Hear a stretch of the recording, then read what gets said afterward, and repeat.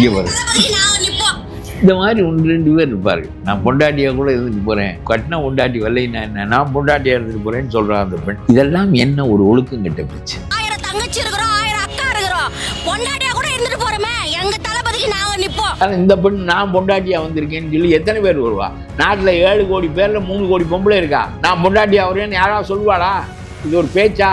இதை ஒரு யூடியூப்பில் ஒருத்தன் மானம் கட்டத்தனமாக எடுத்து போடுறான்னா இதை நம்ம பார்த்துட்டு நான் பொண்டாட்டியாக வரேன், நான் வரேன்னு ஒருத்தி வெக்கம் இல்லாமல் நான் இருக்கேன் நான் உனக்கு எதாவது அவ போறா அப்படின்னு சொல்றது ஒரு பேச்சா? பெண்கள் ஓட்டு அங்கதான் போகும் அப்படின்னு ஒரு கருத்து இருக்கு. நம்பிக்கையில் மண் விழுக போகிறது. பெண்கள் எல்லாம் ரொம்ப அளவுக்கு கோவப்படுவார்கள். இவங்கடக்கா கட்டின பொண்டாட்டியை வச்சு ஒழுங்கா வாழலை, இவனுக்கு ஓட்டு போட்டு கடைசியில் இந்த ஆள் முதலமைச்சர் ஆனால் கடைசியில் பொண்டாட்டியெல்லாம் வீட்டுக்கு போக வேண்டியதான், பொண்டாட்டியெல்லாம் வீட்டுக்கு வர வேண்டியதான் என்கிற நிலைமையை ஏற்படுத்தி விட்டால் என்ன செய்வது என்று அஞ்சுவார்கள். பெண்டாட்டி தள்ளி வைக்கப்படுவாள், பிறகு வேறு ஒருத்தி அங்கே ஆதிக்கம் செலுத்துவாள். இதுதான் இவருடைய வாழ்க்கை முறை என்றால் இது நம்முடைய வீட்டில் நடந்தால் என்ன ஆகும் என்று ஒவ்வொருத்தையும் யோசிக்கும். ஆகவே தமிழ்நாட்டு குடும்ப பெண்களுடைய வாக்கு ஒரு வாக்கு விஜய்க்கு விடாது. இந்த சங்கீதா அவர்கள் டைவர்ஸ் கொடுத்ததுக்கு திமுகவுடைய சதிதான் காரணம். அது திமுகவுடைய வேலை. திமுக தான் பிரிக்க சொன்னேன், அவளை வச்சுக்க அவளை போக சொல்லுது அப்படின்னு சொன்னது திமுக தான் சொன்னேன். பெண்கள் பாதுகாப்புன்னு பேசுறாரு, உறக்க பேசுறாரு, இவர் பெண்களுக்கு பாதுகாப்பு கொடுப்பாரா அப்படிங்கறதுதான் அந்த கேள்வியை இப்ப நீ எழுப்புற. இந்த கேள்வியை வாக்குச்சாவடிக்கு போவதற்கு முன்பு ஒவ்வொரு பெண்ணும் எழுப்புவார். அரசியல் அன்கட் நேயர்களுக்கு வணக்கம். நிகழ்ச்சியில் சிறப்பு விருந்தினராக தமிழ்நாடு தன்னுரிமை கழகத்தின் தலைவர் பழ கருப்பையா இணைந்திருக்கிறார். பேசலாம். வணக்கம் சார், எப்படி இருக்கீங்க? தமிழக அரசியல் களத்துல ஆட்சியிலும் அதிகாரத்திலும் பங்கு தரேன்னு சொல்லி ஒருத்தர் வந்தாரு, 2 வருஷம் நிறைவு விழா கூட கொண்டாடினாரு. தேர்தலும் வந்துருச்சு, இது வரைக்கும் யாருமே கூட்டணிக்கு போகல. உங்களுடைய கருத்து என்ன? இவர் கரை சேருவாரா என்பது உறுதியாக தெரியாத காரணத்தினால் ஒருவனும் அந்த படகில ஏற மறுக்கிறான். இல்லாவிட்டால் அல்வா தருகிறேன் என்று சொன்னான், கடலை முட்டாயே தரமாட்டேன்கிறான் ஒவ்வொரு கட்சிக்காரனும். அல்வா தருகிறேன் என்று ஒருவன் சொல்லுகிற போது இருக்க கூட்டமெல்லாம் இங்கே வர வேண்டும். ஏன் வரவில்லை? முதலில் அல்வா தருகிறவன் கரை சேருவானா இல்லையா என்று தெரியாத போது நாமும் சேர்ந்து எப்படி கவிழ்வது என்று அவன் இடத்துல அவனவன் பத்திரமாக இருக்கிறான். அதனாலதான் ஒருவனும் வரவில்லை. பெண்கள் ஓட்டு தமிழக அரசியல் களத்துல பெண்கள் ஓட்டு மிகப்பெரிய ஒரு ஓட் பேங்கா இருக்கு. அது ஜெயலலிதா இருந்த வரைக்கும் அவங்க கிட்ட தான் இருந்துச்சு. அவங்களுக்கு பிறகு திமுக அதை கன்வெர்ட் பண்றதுக்கு பல திட்டங்களை கொண்டு வந்துகிட்டு இருக்காங்க. அது தொடர்ச்சியா அவங்க எடுத்துக்கிட்டு இருக்காங்க. இப்ப விஜய் பெண்கள் ஓட்டு முழுக்க யங்ஸ்டர்ஸ் பெண்கள் ஓட்டு அங்கதான் போகும் அப்படின்னு ஒரு கருத்து இருக்கு. உங்க கருத்து என்ன? இப்பொழுது அவருடைய நம்பிக்கையில் மண் விழுக போகிறது. ரொம்ப பெண்கள் எல்லாம் ரொம்ப அளவுக்கு கோவப்படுவார்கள். என்ன காரணம் என்றால் இவங்கடக்கா கட்டின பொண்டாட்டியை வச்சு ஒழுங்கா வாழலை, இவனுக்கு ஓட்டு போட்டு கடைசியில் இந்த ஆள் முதலமைச்சர் ஆனால் கடைசியில் பொண்டாட்டியெல்லாம் வீட்டுக்கு போக வேண்டியதான், பொண்டாட்டியெல்லாம் வீட்டுக்கு வர வேண்டியதான் என்கிற நிலைமையை ஏற்படுத்தி விட்டால் என்ன செய்வது என்று அஞ்சுவார்கள். ஒவ்வொரு பெண்ணுக்கும் தன்னுடைய குடும்ப வாழ்வு முக்கியமானது. ஆகவே இவர் என்ன செய்தார் என்று அவர்கள் நினைக்க மாட்டார்கள். இவர் ஆட்சிக்கு வருகிறவராக இருக்கின்ற போது நம்முடைய வாழ்க்கையெல்லாம் அச்சத்துக்குரியதாக ஆகிவிடுமோ, நம்ம என்னதான் இருந்தாலும் பொண்டாட்டிக்கு தன் புருஷன் மேலேயும் பிள்ளைகள் மேலேயும் ஒரு ஆதிக்கம் இருக்கும். அந்த குடும்பத்திற்கு நான் தான் எல்லாம். பெண்டாட்டி தள்ளி வைக்கப்படுவாள், பிறகு வேறு ஒருத்தி அங்கே ஆதிக்கம் செலுத்துவாள். இதுதான் இவருடைய வாழ்க்கை முறை என்றால் இது நம்முடைய வீட்டில் நடந்தால் என்ன ஆகும் என்று ஒவ்வொருத்தையும் யோசிப்பாள். எந்த பெண்ணும் இன்னொரு பெண் தன்னுடைய வாழ்க்கையை பங்கு போட்டுக்கொள்ள ஒத்துக்கொள்ள மாட்டாள். பங்கு போட அனுமதிக்கின்ற மனிதனை, அதை நியாயப்படுத்துகின்ற மனிதனை பார்த்து அவள் கோவப்படுவாள். ஆகவே தமிழ்நாட்டு குடும்ப பெண்களினுடைய வாக்கு ஒரு வாக்கு விஜய்க்கு விடாது. நம்ம இப்படி பேசும்போதுதான் ஒரு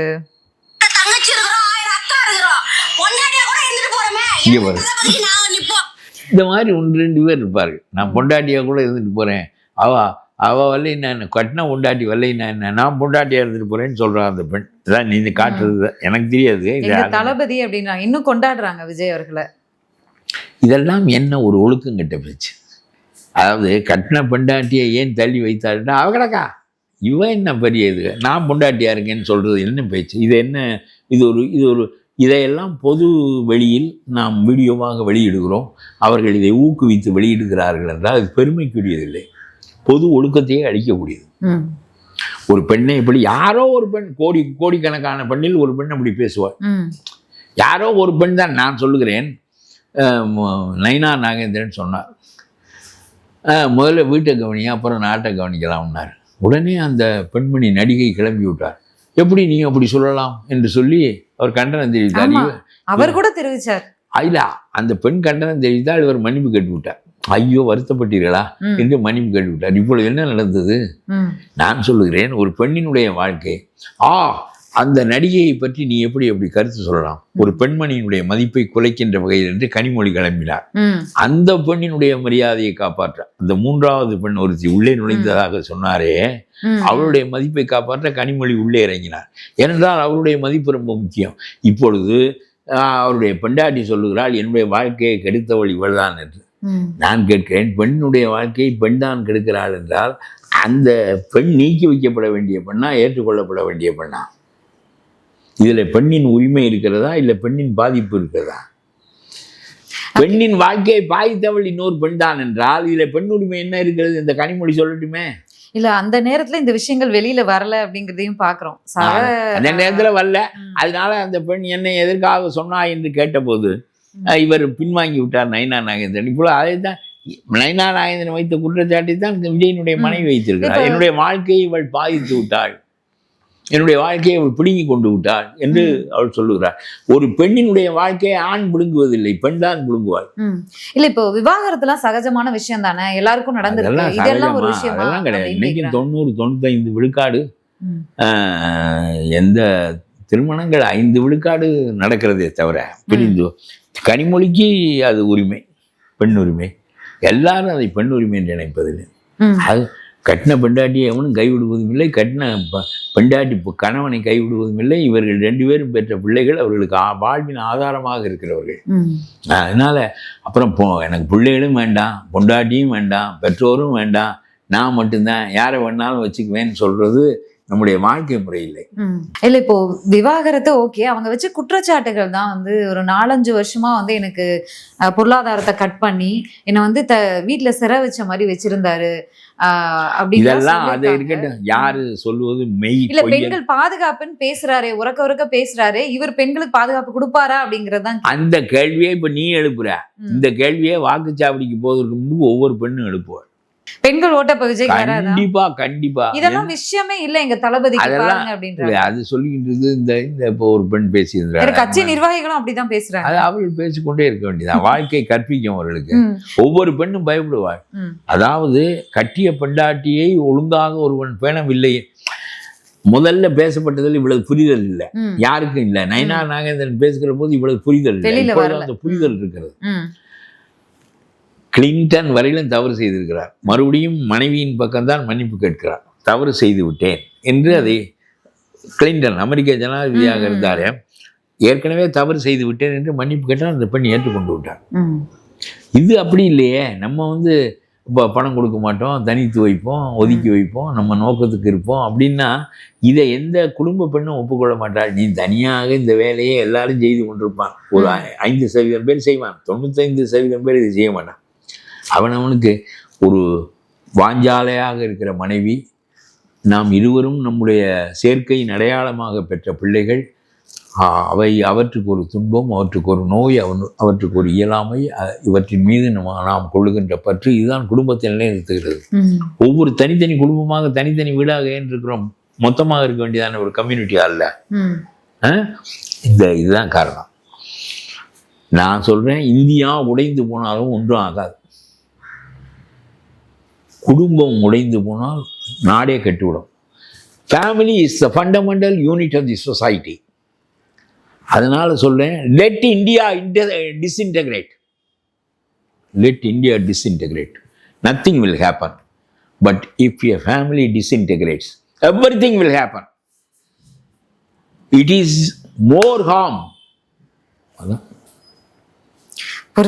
அது ரொம்ப மோசமானது. உனக்கு சொல்றேன், குடும்பம் கலைந்து விட்டால், குடும்பம் அழிந்து விட்டால் நாடு அழிந்து விடும். நாடு சுக்கு சுக்காக போகட்டும், பிறகு மீண்டும் சேர்த்துக்கொள்ளலாம். ஒன்றும் ஆகாது. ஒரு காலத்தில் இந்தியா இருந்தது, ஒரு காலத்தில் இல்லாமல் போனது, இன்னொரு காலத்தில் இருக்கும், இல்லாமல் போகும். இதெல்லாம் முக்கியம் இல்லை. Let India disintegrate. Nothing will happen. If a family disintegrates, more harmful. இதால் இந்த பெண் நான் பொண்டாட்டியா வந்திருக்கேன்னு சொல்லி எத்தனை பேர் வருவா? நாட்டில் 7 கோடி பேர்ல 3 கோடி பொம்பளை இருக்கா. நான் பொண்டாட்டியா வருவேன்னு யாராவது சொல்லுவாளா? இது ஒரு பேச்சா? இதை ஒரு யூடியூப்ல ஒருத்தன் மானங்கட்டத்தனமா எடுத்து போடுறான்னா இதை நம்ம பார்த்துக்கின்னு நான் பொண்டாட்டியா வர்றேன், நான் வரேன்னு ஒருத்தி வெக்கம் இல்லாமல் நான் இருக்கேன் நான் உனக்கு ஏதாவது அவ போறா அப்படின்னு சொல்றது ஒரு பேச்சா? இதை நீ எடுத்து காட்டுற. யூடியூப் பூரா இதே மாதிரி இருக்கு. நம்முடைய பொது ஊடகங்கள் மோசமானவற்றை தான் பிரதிபலிக்கின்றன. படுமோசமாக இருக்கின்றன பொது ஊடகங்கள். நம்முடைய வாழ்க்கை சீரழிவுக்கே, கலாச்சார சீரழிவுக்கே நம்முடைய பொது ஊடகங்கள் தான் காரணம்.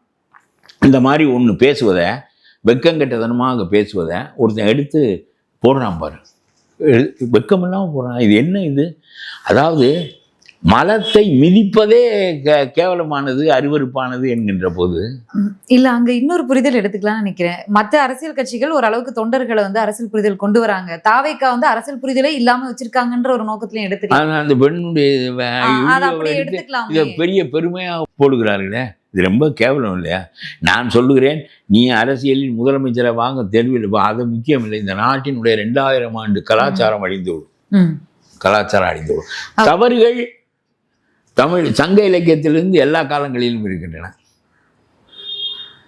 பேகன் என்கின்ற மன்னன் மயிலுக்கு போர்வை அளித்தான். மயில் குளிரில் நடுங்கியது, கடுமையான குளிர், அது விளவெடுத்தது. இவன் ஆகா தனக்கும் குளிர், ஆனால் தன்னுடைய போர்வையை எடுத்து அந்த மயிலுக்கு போர்த்துகிறான். அவ்வளவு இரக்கமான ஒருவன் தன்னுடைய மனைவியை விட்டு பிரிந்திருந்தான். அவ்வளவு இரக்கமான ஒருவன், சிறந்த மன்னன், நீதியானவன், மனைவியை விட்டு பிரிந்திருந்தான். ஒரு புலவன் போய் பாடுகிறான், இவ்வளவு இரக்கம் உள்ள நீ அந்த பெண்ணின் மீது இரக்கம் கொள்ள வேண்டாமா? அவளை தனிமைப்படுத்தி வைத்திருக்கிறாயே. ஏதோ ஒரு கருத்து வேறுபாட்டில் அவன் ஒன்றும் வைப்பாட்டி வைத்துக் கொள்ளவில்லை, தனிமைப்படுத்தி வைத்திருக்கிறான். பிறகு அவர்களை சேர்த்தானவன். இதுதான் தமிழ் பண்பாடு. ஏங்க, எந்த குறை? நான் சொல்லுகிறேன், இந்தியா உடைந்து போனாலும் ஒன்றும் ஆகாது, குடும்பம் உடையக்கூடாது என்று சொல்லுகிறேன். இது கருத்தா? நான் உனக்கு பொண்டாட்டியா வர்றேன் அப்படின்னு சொல்றதை எடுத்து மலை மேல நின்று கொண்டு பேசுகிறாய். இது ஒரு ஊடகத்தில் இந்த செய்தி வரலாமா? இதுக்கு இந்த கேவலமான செய்தி. ஆக பண்பாட்டையே அழித்து விட்டு என்ன செய்ய போகிறீர்கள்? நீ முதலமைச்சராக வந்தால் நாடு என்ன ஆக போகிறது? ஆகாவிட்டால் என்ன ஆக போகிறது? இதையெல்லாம் ஊக்குவிக்கிறாய். இந்த பேச்சுக்களை எல்லாம் உங்களுடைய ஊடகங்களிலே போட்டு இதை பெருக்குகிறீர்களே, பல ஆயிரம் மக்கள் பார்க்க வேண்டும் என்று நினைக்கிறீர்கள். இது என்ன நியாயம்? ஒவ்வொரு பெண்ணும் 18 வயதையும் 20 வயதையும் புரியாத வயதை தாண்டி குடும்பத்திற்குள் நுழைந்து தாயாகின்ற போதுதான் அவள் மலர்கிறாள். ஏன் உலகத்தில் பெண் சிறந்தவள்? தாயாகின்றவள், அதனாலே அவள் சிறந்தவள். நம்முடைய இறைவன் பாதி ஆண் பாதி பெண். வேற எந்த நாட்டில் அப்படி ஒரு இறைவன் இருக்கிறான்னு எனக்கு காட்டு பார்ப்போம். மாதொரு பாகன், பாதி அவன் பாதி அவள். கூடுதல் இந்த கனிமொழிக்கெல்லாம் என்ன தெரியும்? அவர்களுடைய வாழ்க்கையை வைத்துக்கொண்டு அவர்கள் பேசுகிறார்கள் ஏதோ ஒரு பெண் சுதந்திரம் என்று. அன்புதான் அடிப்படை, உரிமை அல்ல. when you claim for right, everything will be destroyed. you love her, you sacrifice for her. அதான் வாழ்க்கை. அதையெல்லாம் விட்டு எதெல்லாம் மோசமானதோ அவற்றை எடுத்து முன்வைக்கிறார்கள். இந்த அரசியல் இப்பொழுது இவர் விஜய் காரணமாக இந்த கலாச்சார சீரழிவு பரப்பல்கள் பெரிதாக போகின்றன. அதைத்தான் இந்த வீடியோ காட்டுகிறது. எனக்கு தெரியாது இப்படியெல்லாம் பேசுவார்கள். நான் இதெல்லாம் பார்ப்பதே இல்லை. நான் ஒன்றையும் பார்ப்பதில்லை. ஓகே, விஜயோடு போறதுக்கு இந்த நேரத்துல விஜய்க்கு பெரிய ஃபேன் பேஸ் இருக்கு, போனா இவ்வளோ க்ரௌடு வருது, அதனால கூட்டணிக்கு போகலாம், இதை வச்சு இல்லை மிரட்டலாம், இல்லை கூட்டணிக்கு போறதுக்கும் ரெடி ஆயிடலாம் அப்படின்னு காங்கிரஸ் ஒரு பக்கம் துடிக்குது.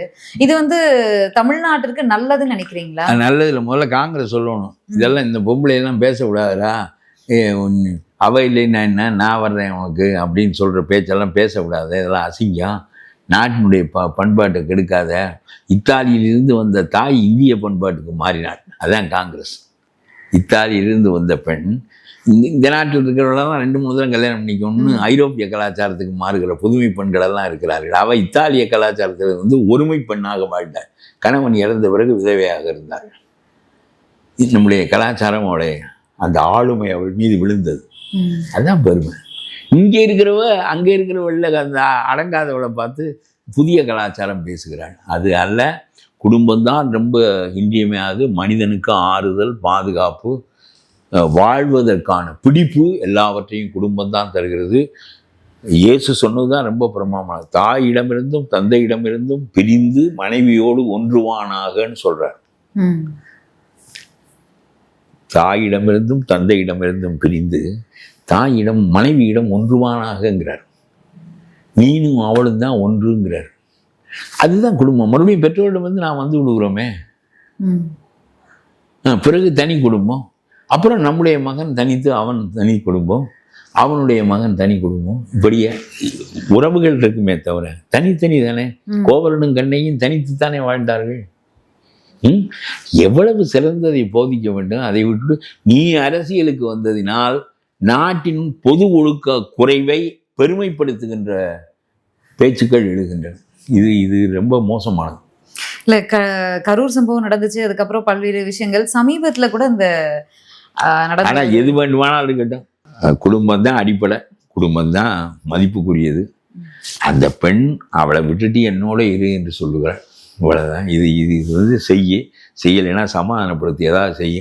அவ கிடக்கா நான் வாரேன் இல்லை, நீ பேச்சாது, இதெல்லாம் அழி நீ முதல்ல. ரொம்ப கேவலமான பேச்சது. இதை வந்து அவர்கள் ஊடகங்களிலே போட்டு பெருக்குகிறார்கள். அவங்க தான் ப்ரமோட் பண்றாங்க. இது என்னது? இதை ப்ரமோட் பண்றதுக்கு தான் உன் கட்சினா முதல்ல அழிக்கப்பட வேண்டியது உன் கட்சி தான் சொல்றேன். இதை ப்ரமோட் பண்றியே நீ. நான் பார்ப்பதே இல்லை எனக்கு இதெல்லாம். ஆகவே இந்த கலாச்சார சீரழிவுகள் எல்லாம் தெரியாது. இல்ல தாவேக்கானுடைய ஐடி விங்க்ல ஒரு டீம் வச்சு ஒர்க் பண்றாங்க. விஜய் மேல தவறு கிடையாது, சங்கீதாவை வந்து திட்டுங்க, இது பண்ணுங்க சமூக வலைதளத்துல அப்படின்னு சொல்லி செய்தி ஆடியோ வெளியே. ஒரு குடும்ப பெண்ணை, உன்னுடைய மக்களுக்கு தாயாக இருக்கின்றவளை, உன்னுடைய வாழ்வின் பாதி என்று வந்தவளை, என்ன 20 ஆண்டுகள் 25 ஆண்டுகளோடு சேர்ந்து இருந்தவளை அவளை திட்டுன்னு சொல்லி உன்னுடைய ஊடகம் கருத்து சொல்லுகிறது என்று சொன்னால் நான் ரொம்ப இந்த அரசியலை கண்டே அஞ்சுகிறேன். இந்த அரசியலால் நாட்டினுடைய பொது ஒழுக்கம், கலாச்சாரம், பண்பாடு, குடும்பத்தின் பாதுகாப்பு எல்லாமே சீரழிந்து போய்விடுமோ என்று அஞ்சுகிறேன். இந்த சங்கீதா அவர்கள் டைவர்ஸ் கொடுத்ததுக்கு திமுகவினுடைய சதிதான் காரணம். அது திமுகவினுடைய வேலை. திமுக தான் வந்து பிரிக்க சொன்னேன். இவளை வச்சுக்க அவளை போக சொல்லுது அப்படின்னு சொன்னது திமுக தான் சொன்னேன். திமுக ஒரு ஒழுக்கம் இல்லாதவன், அது வேற விஷயம். அவன் தான் போய் சொன்னானாங்க. ஏதோ ஒரு பெண் பாதிக்கப்பட்டால் வா, அவளை விட்டு வா, நம்ம சேர்ந்திருப்போம் என்று சொல்லி பார்த்தால் இவன் கேட்கவில்லை. வழக்கு போடுகிறாள். இது எனக்கு தெரிய எங்கள் குடும்பங்களிலெல்லாம் இந்த வழக்குகளே நான் கேட்டதில்லை. அது அப்படித்தான் வளர்ப்பார்கள். இந்த தாயாரெல்லாம் பொம்பளை பிள்ளைகளை அவர்கள் இப்படியெல்லாம் பேசி, அதெல்லாம் என்ன இப்படியெல்லாம் பேசக்கூடாது, அப்படியெல்லாம் செய்யக்கூடாது. தாய் வளர்க்க வேண்டும் பிள்ளை. ஒரு மகளை தாய் தான் உருவாக்குகிறார். நம்முடைய கலாச்சாரம் ஆண் பெண் சமம் என்பதுதான். நம்முடைய கடவுள் பாதி பெண்ணை உடையவன் தான். நாம் தாயை போற்றுகிற சமூகம். அவ்வளோதான் எனக்கு தெரிந்த உண்மை. அவ்வளோதான். இந்த பெண் வழக்கு போட்டோன்னா அந்த பெண்ணின் மீது தான் பரிவு வந்தது. லண்டனிலிருந்து வந்து அவள் ஒரு மதம், நீ ஒரு மதம், எதையும் பொருட்படுத்தாமல் உன்னோடு வாழ்ந்து உனக்கு 2 பிள்ளைகளை பெற்று உன்னுடைய குடும்பத்தை உருவாக்கி அதனுடைய நங்கூரமாக நின்ற ஒரு பெண்ணை நீ அசைத்தாய். அப்புறம் இது அவளை திட்டுன்னு அவனே போடுறான், நீ தான் சொல்ற. இந்த இதெல்லாம் போட்டிருக்காங்க. ஆடியோலாம் லீக் ஆயிருக்கு சார், செய்திகள்லேயே வந்திருக்கு. நான் சொல்கிறேன், இந்த அரசியல் எதுவாக வேண்டுமானால் இருக்கட்டும், விஜய் ஆளாவிட்டால் இந்த நாடு ஒன்றும் புதைகுழிக்கு போய்விடாது. ஆனால் இந்த நாட்டினுடைய குடும்ப அமைப்பை சிதைக்கின்ற பேச்சுக்கள் எழுவதும் அதை ஊக்குவிப்பதும் இந்த பேச்சுக்களை பரப்புவதும் இந்த நாட்டுக்கு செய்கின்ற பெரிய கேடாகும். இல்லை விஜய் முதலமைச்சரான நல்லா இருக்குமா தமிழ்நாட்டுக்கு? அப்புறம் இப்பவே இதெல்லாம் சொல்றாங்கிறிய, நீ தானே சொல்ற, நான் சொல்ல சார். அதான் அதுல வருது, நீ காட்டுகிறாய். அதான் இதையெல்லாம் பேசுங்கள், அந்த பெண்ணை திட்டுங்கள், விவாகரத்து போட்டவளை திட்டுங்கள் என்று சொல்லி அவர்கள் ஊக்குவிக்கிறார்கள் என்று நீதான் காட்டுகிறாய் இந்த சான்றுகளை. அதனால இது நல்ல போக்கு இல்லை. இது மாதிரி கருத்துக்கள் பொது வழியில் வளரக்கூடாது. நன்றி சார், நன்றி.